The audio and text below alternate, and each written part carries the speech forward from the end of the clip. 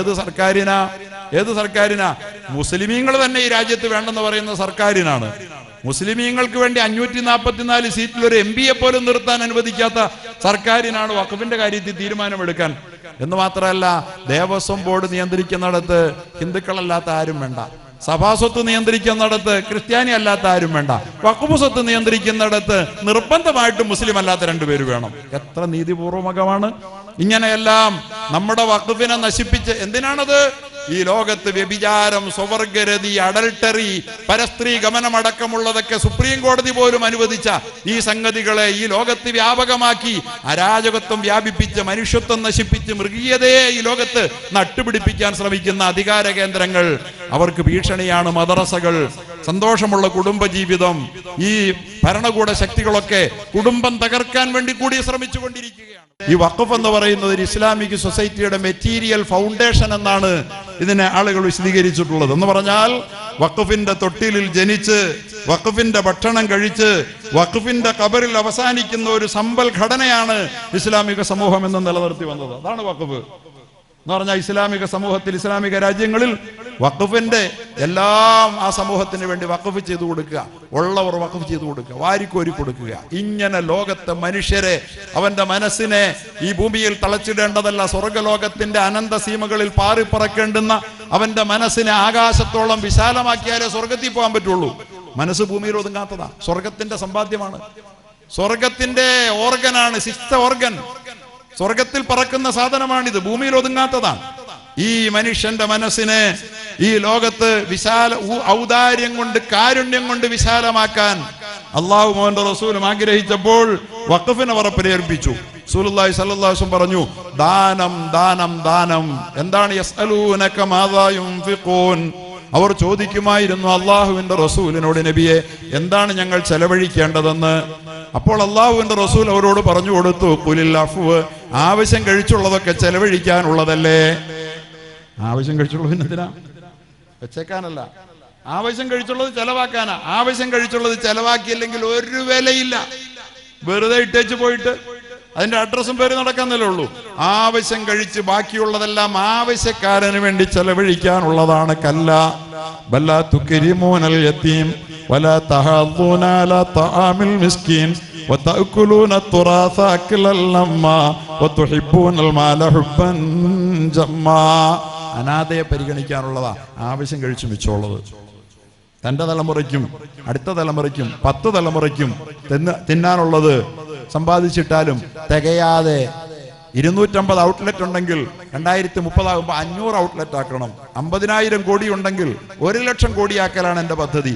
അവസാനിക്കില്ല എന്റെ ഈ ആർത്തി എന്ന് പറഞ്ഞ് ഇതൊക്കെ ഉണ്ടായാൽ ആകാശത്തോടെ പറന്നു പോകുമ്പോ ഫ്ലൈറ്റ് ഒന്ന് മൂക്കു കുത്തിയാൽ തീർന്നില്ലേ? വല്ല ചതുപ്പിലും വീണ രക്ഷപ്പെട്ടു, അല്ലെ പോയില്ലേ? സഹോദരങ്ങളെ, ഇത്രയും വിലയില്ലാത്ത ഈ സാധനത്തെ അള്ളിപ്പിടിച്ച് മനസ്സിനെ ധനാർത്ഥിയുടെ ഈ സങ്കുചിതത്വത്തിൽ തളച്ചിട്ടാൽ അവന് സ്വർഗമില്ല. വിശാലമായ മനസ്സിന്റെ ഉടമകൾക്കുള്ളതാണ് സ്വർഗമെന്ന് അള്ളാഹുവിന്റെ ഹബീബ് പഠിപ്പിച്ചപ്പോ അത് കേട്ടുണർന്ന് ആവശ്യം കഴിച്ച് മിച്ചമുള്ളതെല്ലാം അബൂബക്കർ കൊടുത്തത് എങ്ങനെയാ? എന്തുണ്ട് അബൂബക്കറെ ബാക്കി സദഖ ചെയ്യാൻ പറഞ്ഞപ്പോ അള്ളാഹുവും റസൂലും ഉണ്ട് നബിയെ വീട്ടിൽ ബാക്കി. ഖുലിൽ അഫ്വ്, ബാക്കിയുള്ളത് കൊടുക്കാനുള്ളതാ. ആകാശ സ്വർഗത്തിലേക്ക് മുതൽ കൂട്ടാനുള്ള സാധനമാ. ഇതാണ് വഖഫിന്റെ പ്രചോദനം, ഇതാണ് വഖഫിന്റെ പ്രചോദനം. ഉമറിനോട് ചോദിച്ചു, ഇന്ന് എന്താണ് ഉമറെ ബാക്കി വെച്ചത്? നേർ പകുതി ഞാൻ കൊണ്ടുവന്നു നബിയെ, പാതിയെ വീട്ടിലുള്ളൂ. സ്വന്തം സമ്പാദ്യം 5 കോടി ഉണ്ടെങ്കിൽ 2.5 കോടി മാറ്റി വെച്ചു. ഇന്നുമുണ്ട് സഹോദരങ്ങളെ, ഇന്നും മനുഷ്യരുണ്ട്, ഈമാനുള്ള ആളുകൾ. ഞാൻ എൻ്റെ നാട്ടിൽ തൊടുപുഴയിൽ ഒരു ട്രസ്റ്റ് ഉണ്ടാക്കിയിട്ടുണ്ട്. ഞാനും അതിന്റെ ഭാഗമാണെന്ന് പറയുന്നത്. അതിനാദ്യം വഖഫ് ചെയ്ത ഒരാൾ 2.5 ഏക്കർ സ്ഥലം അങ്ങോട്ട് കൊടുത്തു. 6 കോടി രൂപ വില മതിക്കും. കോടിയൊന്നും ആളുകൾക്ക് ഈമാനുള്ളവന് പ്രശ്നമല്ല, ആഖിറത്തിന് മുതലാക്കാനുള്ളതാണ് സമ്പാദ്യം അള്ളാഹ് കൊടുത്താൽ. അപ്പൊ വേറൊരു സഹോദരൻ ഞങ്ങളുടെ ട്രസ്റ്റിൽ തന്നെ ഉള്ള ആള് 10 ലക്ഷം രൂപ വില മതിക്കുന്ന ടൗണിലെ 30 സെന്റും കൊടുത്തു. അവിടെ ഇപ്പൊ ബിൽഡിംഗ് ഉയർന്നുകൊണ്ടിരിക്കുക. എന്തിനാ? 10 പൈസ ഇങ്ങോട്ട് കിട്ടാനല്ല, പാലിയേറ്റീവ്, അതുപോലെ തന്നെ ഏർലി ഇന്റർവെൻഷൻ സെന്റർ, അതുപോലെ തന്നെ പിന്നെന്താ, പിന്നെ ഡയാലിസിസ് ഒക്കെ നടത്താൻ വേണ്ടിയിട്ടുള്ള വലിയ സംരംഭത്തിന്റെ നിർമ്മാണം നടന്നുകൊണ്ടിരിക്കുക. കൊടുക്കാൻ അള്ളാഹു ഇന്നും മനുഷ്യന് മനസ്സ് കൊടുത്തിട്ടുണ്ട്. ഈമാൻ എത്രയുണ്ടോ അത്രയും മനുഷ്യന്റെ മനസ്സ് ഉദാരമായിക്കൊണ്ടിരിക്കുക. അവനാണ് സ്വർഗം. വലിയ മനസ്സിനുള്ളതാ സ്വർഗം. വലിയ ലോകം ചെറിയ മനസ്സിനുള്ളതാണോ?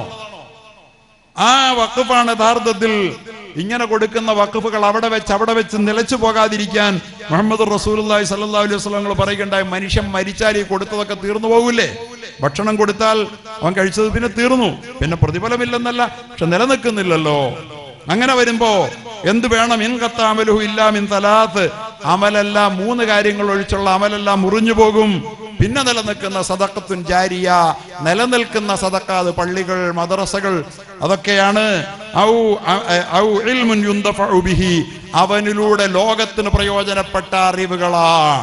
ഈ ഇവിടെ ഇരിക്കുന്ന ഹാഫിളുകൾ അവർ ആലിമുകളായി, അവര് പഠിച്ച വിശ്വാസത്തെ ദൃഢീകരിക്കാൻ, മനുഷ്യനെ മനുഷ്യനാക്കാൻ, അവന്റെ മനസ്സിനെ ഉദാരമാക്കാൻ, അവന്റെ മനസ്സിൽ സ്നേഹം നിറയ്ക്കാൻ, അവന്റെ മനസ്സിൽ പരസ്പര മനുഷ്യ സ്നേഹം കുത്തിവെക്കാൻ, അങ്ങനെ വെറുപ്പിന്റെ മാറാല മാറ്റിക്കളയാൻ.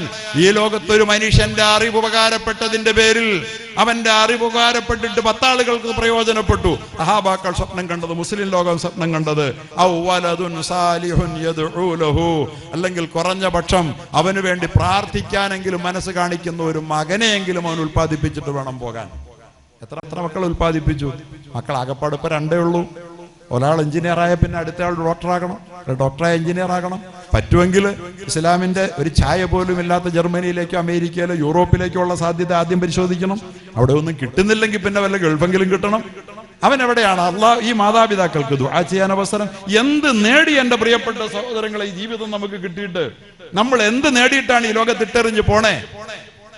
ഈ മക്കള് തന്നെ നമ്മൾ ഓർത്ത് നമ്മുടെ ജീവിതത്തിന്റെ സായംസന്ധിയിൽ അവരെ കുറിച്ചോർത്ത് കണ്ണീര് പൊഴിക്കുന്ന ദുരന്തത്തിലേക്കല്ലേ നമ്മൾ വഴിമാറുന്നത്.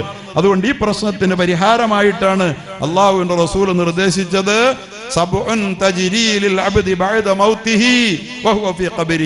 7 കാര്യങ്ങൾ ഈ ലോകത്ത് നിനക്ക് ചെയ്യാൻ അവസരം ലഭിച്ചാൽ, വേറെയുമുണ്ട് 7 കാര്യം എണ്ണി പറഞ്ഞു റസൂലുള്ളാഹ്, ചെയ്താൽ മരിച്ചാലും ഖബറിലേക്ക് പ്രതിഫലം പ്രവഹിച്ചു കൊണ്ടിരിക്കുമെന്ന് മുഹമ്മദ് മുസ്തഫ. നീ മരിച്ചു പോയെന്നുള്ളത് പ്രശ്നമല്ല, ജീവിച്ചിരിക്കുന്നത് പോലെയാണ്. ഒരു മനുഷ്യൻ പിന്നെയും പിന്നെയും ജീവിച്ചിരിക്കുന്നത് പോലെയാണ്. 7 കാര്യങ്ങൾ ജീവിച്ചിരിക്കെ ചെയ്യാൻ അവസരം ലഭിച്ചാൽ എന്ന് പറഞ്ഞിട്ട് അല്ലാഹുവിന്റെ റസൂൽ പഠിപ്പിച്ചതാണ് വഖഫ്. മൻ അല്ലമ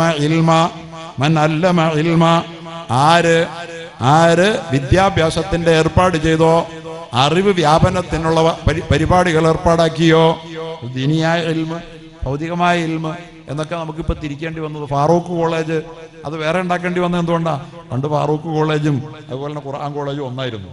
പക്ഷെ യൂറോപ്യൻ വന്നിട്ട് ഫാറൂഖ് കോളേജും ഖുർആൻ കോളേജും 2 ആക്കി. അവിടെയാണ് പ്രശ്നം വന്നത്. ദൈവത്തിനുള്ളത് ദൈവത്തിനും സീസർക്കുള്ളത് സീസർക്കും ആക്കി. കൊർഡോവ യൂണിവേഴ്സിറ്റിയിൽ ഖുർആൻ പഠിപ്പിക്കുന്ന അതേ സ്ഥാപനത്തിലാണ് അഫലാ യൻദുറൂന ഇലൽ ഇബ്ലി കൈഫ ഖുലിഖത്ത് പഠിപ്പിക്കുന്നിടത്താണ് സയൻസ് വളർന്നത്, ടെക്നോളജി വികസിച്ചത്, ലോകത്താദ്യത്തെ കൊർഡോവ യൂണിവേഴ്സിറ്റി ഉണ്ടായത്, മെഡിക്കൽ കോളേജ് ഉണ്ടായത്, പോപ്പുമാർ വന്ന് വിദ്യാഭ്യാസം നേടിപ്പോയത് അവിടെയാണ്. പ്രിയപ്പെട്ട സഹോദരങ്ങളെ, വിദ്യാഭ്യാസത്തിന്റെ പദ്ധതികൾ ആവിഷ്കരിച്ചു. അഫലാ യൻദുറൂന ഇലൽ ഇബ്ലി കൈഫ ഖുലിഖത്ത്, ഒട്ടകങ്ങളെ സൃഷ്ടിച്ചതിന്റെ പിന്നിലെ അത്ഭുതങ്ങൾ നിങ്ങൾ കണ്ടില്ലേ എന്ന് ചോദിക്കുന്ന ബയോളജി ഉണ്ടല്ലോ, അത് ഖുർആനാണോ ഹദീസാണോ? അത് ഏത് ഇൽമ? ഖുർആൻ പഠിക്കാൻ വേണ്ടി നമ്മളോട് പറയണ ആ സാധനം അതിനെ ബയോളജി എന്ന് പറഞ്ഞ് വേറെ ഇൽമാക്കി വെച്ചേക്കാം നമ്മള്. നമുക്ക് അന്നേരമാണ് യഥാർത്ഥത്തിൽ ഈ മക്കളെ പിന്നെ പഠിപ്പിക്കാൻ അങ്ങോട്ട് വിടേണ്ടി വന്നേ. ആ മക്കളെ പിന്നെ ഖുർആൻ പഠിപ്പിക്കണമെങ്കിൽ ഇങ്ങോട്ട് വിടേണ്ടി വന്നേ. അവരും തൊട്ട് ഇങ്ങോട്ട് വരില്ല, പിന്നെ ഇവരെ അങ്ങോട്ട് വിടണം. അങ്ങോട്ട് പോയാലോ ഇവിടെ പഠിച്ചല്ല അവിടെ കുളവാകുകയും ചെയ്യും. അതുകൊണ്ട് ഞാൻ പറയുന്നു, ഈ വിദ്യാഭ്യാസ സ്ഥാപനങ്ങൾ 2 വിദ്യാഭ്യാസവും സമന്വയിക്കുന്ന സ്ഥാപനങ്ങളായി വളരണം. അഫലാ യൻദുറൂന ഇലൽ ഇബ്ലി കൈഫ ഖുലിഖത്ത് വഇല സമാഇ കൈഫ റുഫിഅത്ത് വഇലൽ ജിബാലി കൈഫ നുസിബത്തിന്റെ ഉത്തരം നൽകുന്ന സ്ഥാപനമായി സ്ഥാപനം നാളെ വളരണം. ഇതിനെ ഈ നിലയിൽ നിങ്ങൾ മുരടിപ്പിച്ചിടരുത്. ഈ 5 സെന്റിലും 10 സെന്റിലും അല്ലിത്.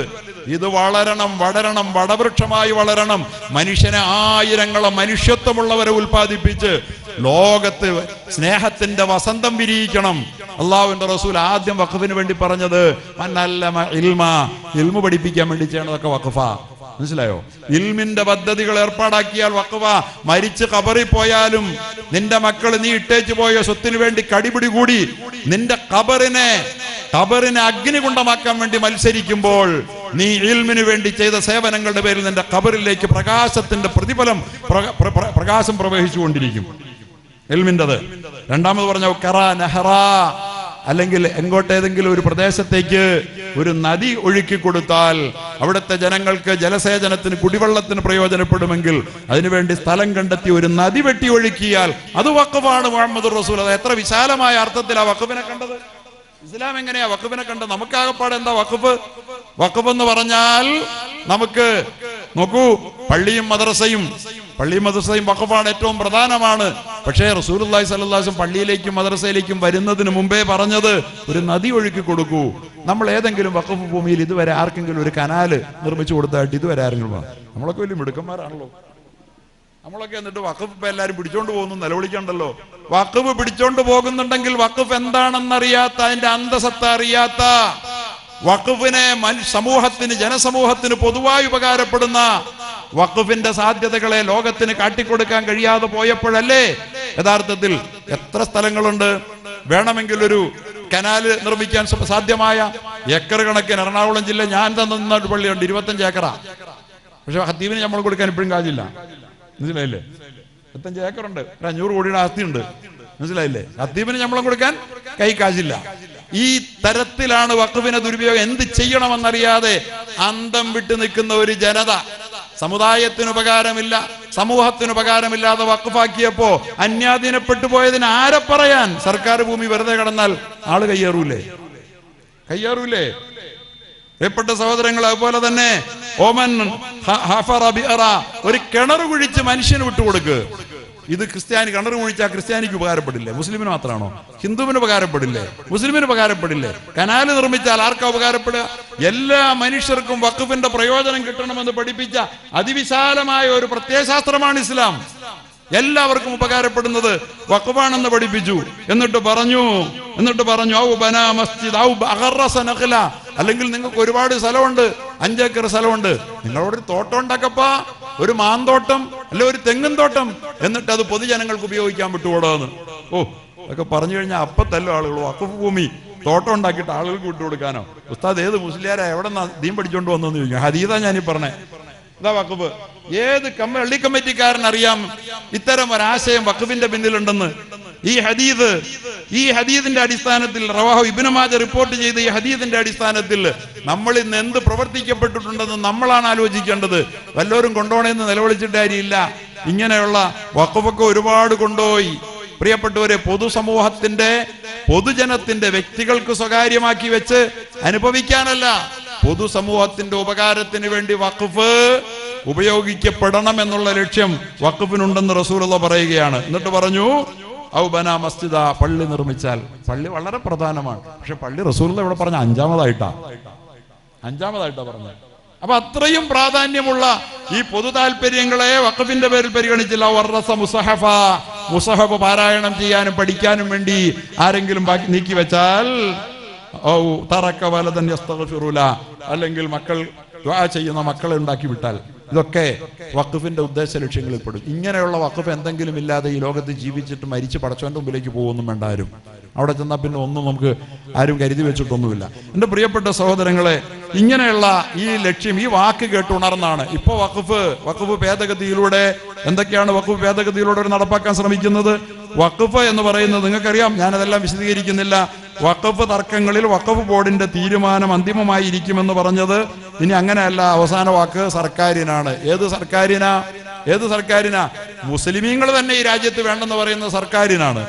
മുസ്ലിമീങ്ങൾക്ക് വേണ്ടി 544 സീറ്റിൽ ഒരു MP പോലും നിർത്താൻ അനുവദിക്കാത്ത സർക്കാരിനാണ് വഖഫിന്റെ കാര്യത്തിൽ തീരുമാനമെടുക്കാൻ.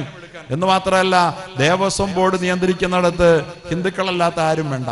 സഭാസ്വത്ത് നിയന്ത്രിക്കുന്നിടത്ത് ക്രിസ്ത്യാനി അല്ലാത്ത ആരും വേണ്ട.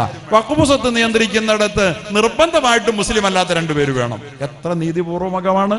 ഇങ്ങനെയെല്ലാം നമ്മുടെ വഖഫിനെ നശിപ്പിച്ച് എന്തിനാണത്? ഈ ലോകത്ത് വ്യഭിചാരം, സ്വവർഗരതി, അഡൽട്ടറി, പരസ്ത്രീ ഗമനമടക്കമുള്ളതൊക്കെ സുപ്രീം കോടതി പോലും അനുവദിച്ച ഈ സംഗതികളെ ഈ ലോകത്ത് വ്യാപകമാക്കി അരാജകത്വം വ്യാപിപ്പിച്ച് മനുഷ്യത്വം നശിപ്പിച്ച് മൃഗീയതയെ ഈ ലോകത്ത് നട്ടുപിടിപ്പിക്കാൻ ശ്രമിക്കുന്ന അധികാര കേന്ദ്രങ്ങൾ, അവർക്ക് ഭീഷണിയാണ് മദ്രസകൾ. സന്തോഷമുള്ള കുടുംബജീവിതം, ഈ ഭരണകൂട ശക്തികളൊക്കെ കുടുംബം തകർക്കാൻ വേണ്ടി കൂടി ശ്രമിച്ചുകൊണ്ടിരിക്കുകയാണ്. കുടുംബ സമാധാനം വേണ്ടെന്നാണ്. അടുത്ത കാലത്ത് ഒരു സിനിമ ഇറങ്ങിയല്ലോ. ആ സിനിമയുടെ സംവിധായകൻ പറഞ്ഞു, ഈ സിനിമ കണ്ടിട്ടിറങ്ങിയ 10 പേരെങ്കിലും ഡൈവോഴ്സ് ആയാൽ ഞാൻ വിജയിച്ചു എന്ന്. കുടുംബം വേണ്ടെന്നാണ് പദ്ധതി. മനസ്സിലായില്ലേ? ഈ ലോകത്ത് മനുഷ്യ ജീവിതത്തെ ഏറ്റവും കൂടുതൽ സമാധാനപൂരിതമാക്കി തീർക്കുന്ന കുടുംബത്തെ പോലും തകർക്കാൻ വേണ്ടി ശ്രമിക്കുന്ന ശക്തികൾക്ക്, കുടപിടിക്കുന്നവർക്ക് മദ്രസകളും പള്ളികളും ഒരു ഭീഷണി തന്നെയാണ്. മദ്രസ, പള്ളി മനുഷ്യത്വത്തെ പഠിപ്പിക്കുമ്പോ മൃഗീയതയാണ് അതിന്റെ വിരുദ്ധ ശക്തികൾ അപ്പുറത്ത് പഠിപ്പിക്കുന്നത്, അധികാര കേന്ദ്രങ്ങൾ പഠിപ്പിക്കുന്നത്.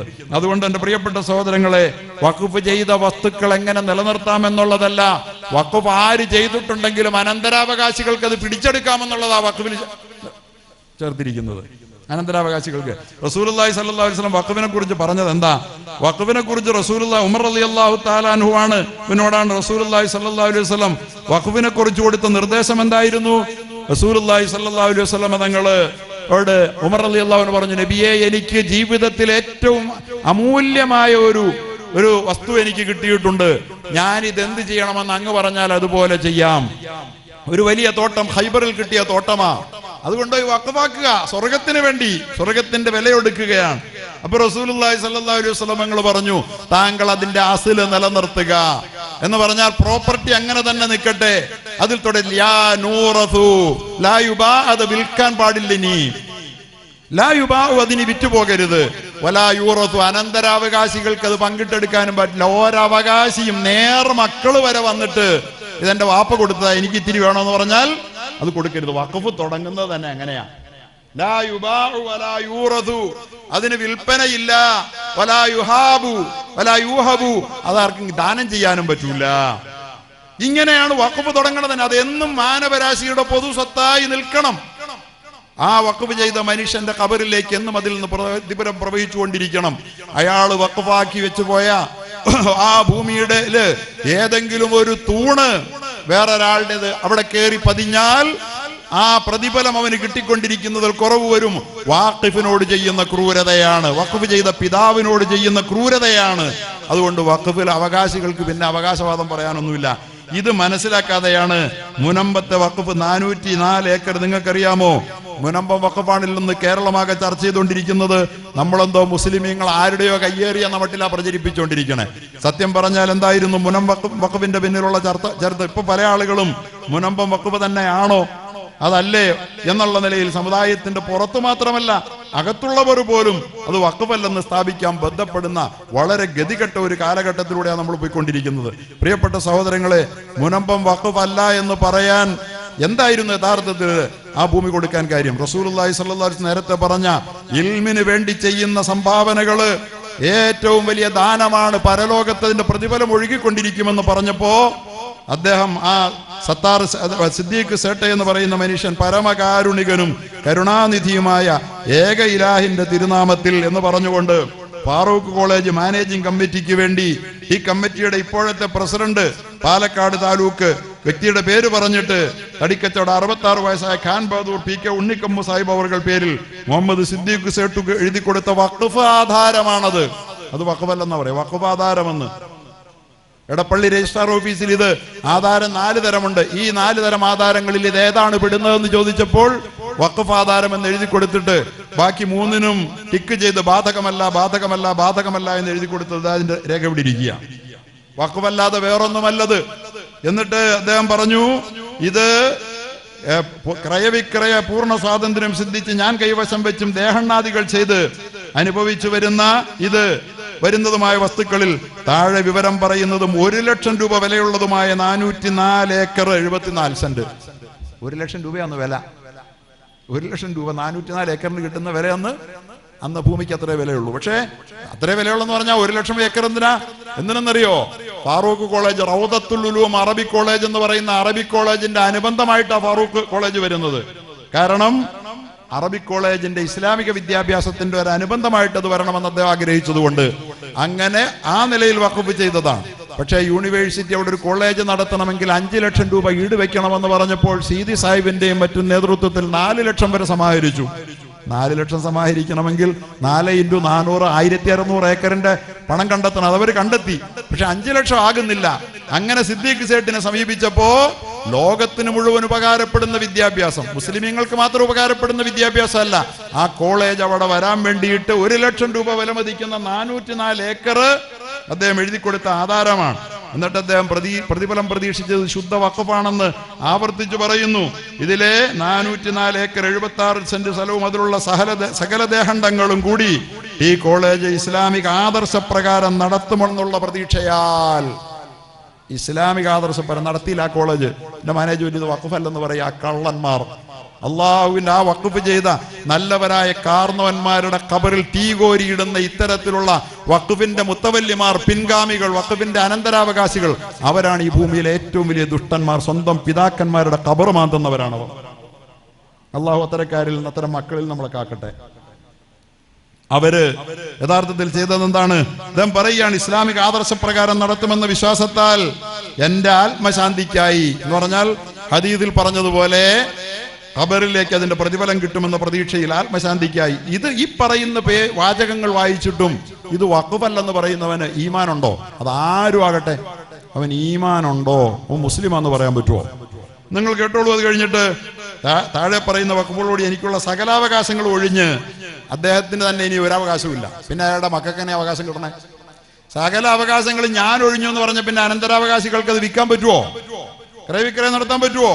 വഖഫായി ഞാൻ കൈവശപ്പെടുത്തി തന്നിരിക്കുന്നു എന്ന് പറഞ്ഞിട്ട് അദ്ദേഹം പറയുന്നു, പ്രസ്തുത കോളേജിലെ വിദ്യാഭ്യാസ ആവശ്യത്തിന് ഉപയോഗിക്കുന്നതല്ലാത്ത യാതൊരു കാര്യത്തിനും ഇത് ഉപയോഗിക്കാൻ പാടില്ല. ബാർ നടത്താൻ കൊടുക്കാൻ പാടില്ല, റിസോർട്ട് നടത്താൻ കൊടുക്കാൻ പാടില്ല. പച്ചയായി എഴുതി വെച്ച ഈ രേഖകൾ ഉണ്ടായിരിക്കെ, ഈ രേഖകളെ ആധാരമാക്കി ഗവൺമെന്റ് രജിസ്റ്റർ ചെയ്തിരിക്കുന്ന രേഖകൾ ഉണ്ടായിരിക്കെ ഈ സാധനം വഖഫല്ലെന്ന് പറയുന്ന പുറം ശക്തികളെ നമുക്ക് മനസ്സിലാക്കാം. അവർക്ക് സത്യവും നീതിയൊന്നുമില്ല. പക്ഷെ സമുദായത്തിന്റെ ഉള്ളിലുള്ളവർ പോലും ഇത് പറയുന്നെങ്കിൽ അവർക്ക് ഈമാനിന്റെ കണിക പോലുമില്ല എന്നുള്ളതാണ്. ഇത് കണ്ടിട്ട് പറയുന്നവരാ, അവർ കാണാതെ പറയുന്നവരല്ല, കണ്ടിട്ടും പറയുകയാ. അപ്പോ ഇതൊക്കെ നമ്മൾ മനസ്സിലാക്കണം. അതുകൊണ്ട് ഈ വഖഫ് എന്ന് പറയുന്നത് ഇതാണ് യഥാർത്ഥത്തിൽ. ആ ഫാറൂഖ് കോളേജ് വഖഫ് ചെയ്തപ്പോൾ നിങ്ങൾ ആലോചിച്ച് നോക്ക്, ആ കോളേജിന്റെ പ്രയോജനം ആർക്കാ കിട്ടിയത്?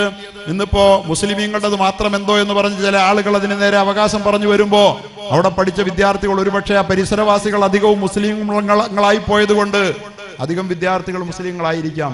ധാരാളം ഹിന്ദുക്കളും ക്രിസ്ത്യാനികളും ആ കോളേജിൽ നിന്ന് പഠിച്ച് ബിരുദം നേടിയില്ലേ? ഉന്നത ഉദ്യോഗങ്ങളിൽ എത്തിപ്പറ്റിയില്ലേ? എല്ലാവർക്കും ഉപകാരപ്പെട്ടില്ലേ?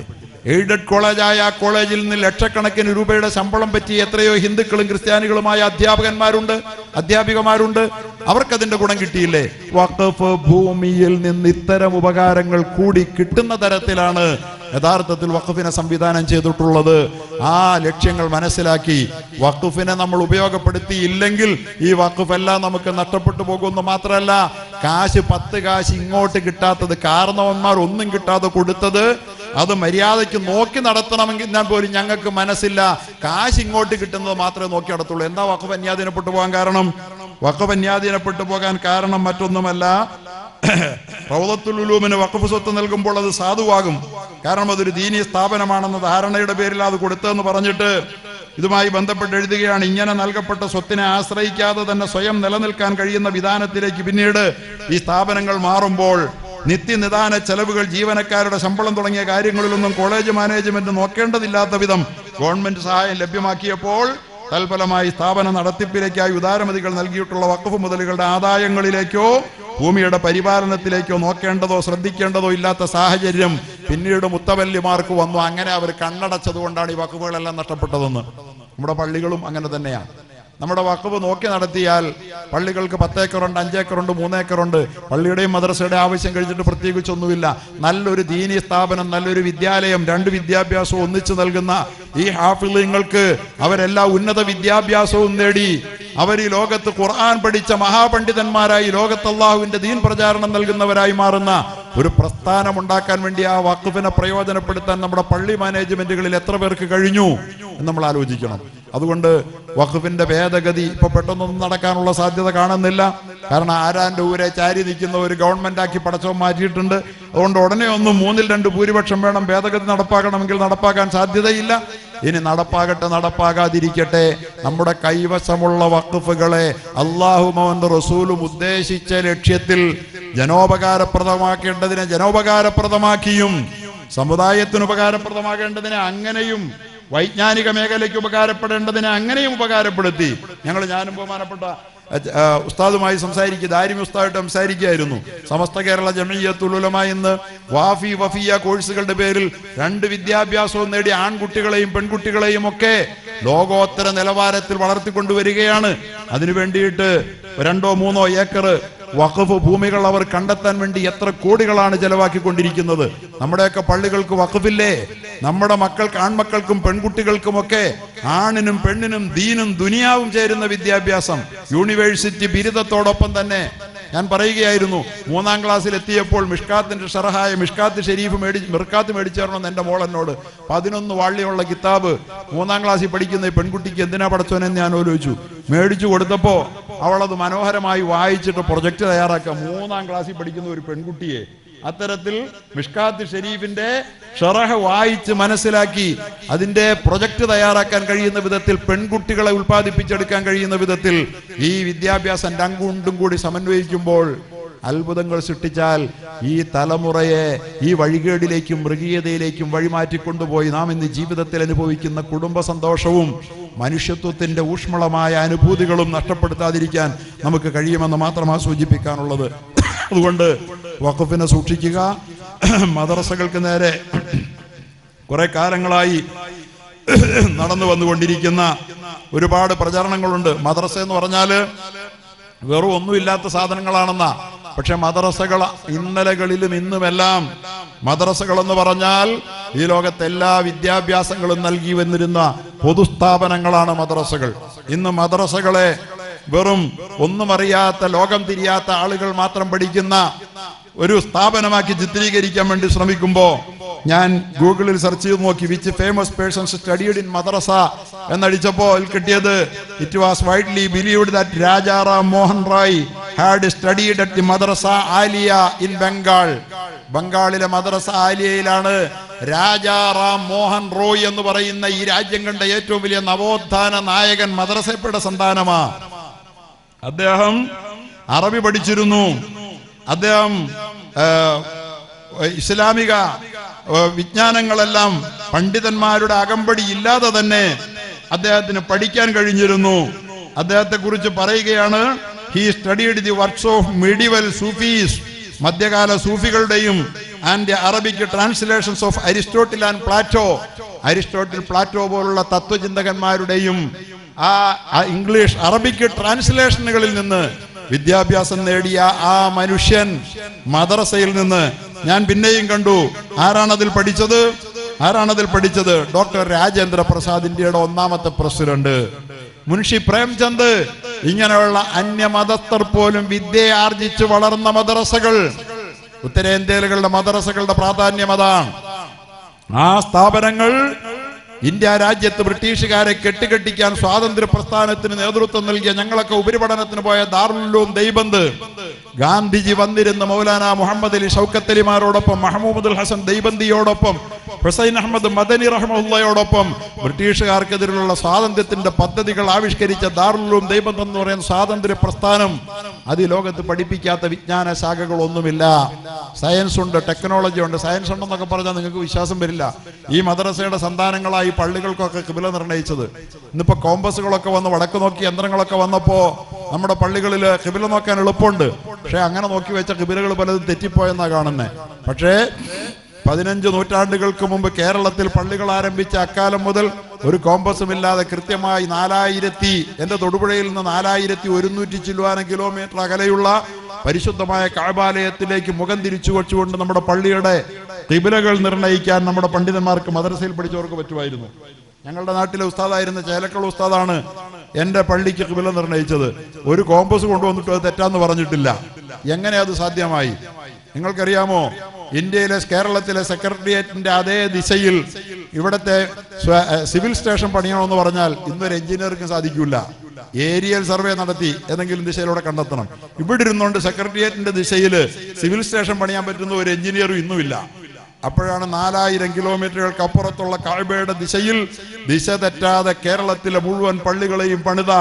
ഞാൻ പറഞ്ഞത് ഈ ശാസ്ത്രവും ഈ പണ്ഡിതന്മാർക്ക്, ഈ മദ്രസയുടെ സന്താനങ്ങൾക്ക് സംസിദ്ധമായിരുന്നു. അത്രയും അതിമഹത്തായ ഈ മദ്രസകളെ അതിലൂടെ പഠിച്ച് വളർന്നു വരുന്ന സംസ്കാരത്തെ ഭയപ്പെടുന്നവർ ഇന്ന് തകർക്കാൻ ശ്രമിക്കുമ്പോ നമ്മൾ വെറുതെ ബഹളം വയ്ക്കണ്ട. അള്ളാഹുവിൽ പ്രതീക്ഷ അർപ്പിക്കുക. നമ്മൾ നമ്മുടെ വഖഫുകൾ മദ്രസകളിലൂടെ സംരക്ഷിക്കപ്പെടുന്ന തരത്തിൽ മദ്രസകളും പള്ളികളും വഖഫുകൾ, അതിന്റെ വഖഫുകളെ നമ്മൾ സംരക്ഷിക്കുക. വഖഫിനോട് നാം നീതി പുലർത്തുക. വഖഫിനെ അന്യാധീനപ്പെടുത്താൻ വേണ്ടി ഭരണകൂടത്തിന്റെ പിന്തുണയോടുകൂടി ചിലപ്പോ വഖഫിന്റെ ഫാറൂഖ് കോളേജിന്റെ മാനേജ്മെന്റ് പോലുള്ള അനന്തരാവകാശികൾ വഖഫ് ഞങ്ങളുടെ ഉപ്പ കൊടുത്തതുകൊണ്ട് ഞങ്ങൾക്ക് അത് പറയാൻ പോലും അവർക്ക് അവകാശമില്ല. അവർക്ക് കൊടുത്തിട്ടേ ഉള്ളൂ. അവകാശികൾ പറയുന്നത് അത് വഖഫ് തന്നെയാണെന്നാണ്. സ്വന്തം മക്കൾ പോലും പറയുന്നത്. പ്രിയപ്പെട്ടവരെ, എന്തെങ്കിലും സ്വന്തവും ബന്ധവും പറഞ്ഞുകൊണ്ട് വഖഫിന്റെ ഭൂമിയിൽ ഒരു ഇഞ്ച് കൈവയ്ക്കുന്നവന് സത്യത്തിൽ സ്വന്തം പിതാക്കന്മാരോട് കാണിക്കുന്ന പരലോക ദ്രോഹം എന്നതിനപ്പുറത്ത് അത്തരത്തിൽ ജാഗ്രതയും സൂക്ഷ്മതയും പാലിച്ചുകൊണ്ട് നമ്മൾ നമ്മുടെ വഖഫിനെ സംരക്ഷിച്ച് അള്ളാഹുവിൽ ഭയം തേടിയാൽ നമ്മുടെ മദ്രസകളും നമ്മുടെ പള്ളികളുമൊക്കെ നിറഞ്ഞു പരിലസിക്കും. ഈ ലോകത്തിന് മുഴുവൻ ഉപകാരം ചെയ്യുന്ന ലോകോത്തരമായ നിത്യസ്മാരകങ്ങളായി ഇത് നിലനിൽക്കും. ഒരു ഭരണകൂടത്തിനും ഇതിൽ കൈവയ്ക്കാൻ, ഇതിനെ തകർക്കാൻ കഴിയില്ല. നാം നമ്മുടെ കയ്യിലുള്ളത് ഉപയോഗിച്ചാൽ. കൈവിട്ടു പോയതിനെ കുറിച്ച് നിലവിളിക്കാൻ മാത്രം പഠിച്ചാൽ പോരാ, കയ്യിലുള്ളത് ഉപയോഗിക്കണം.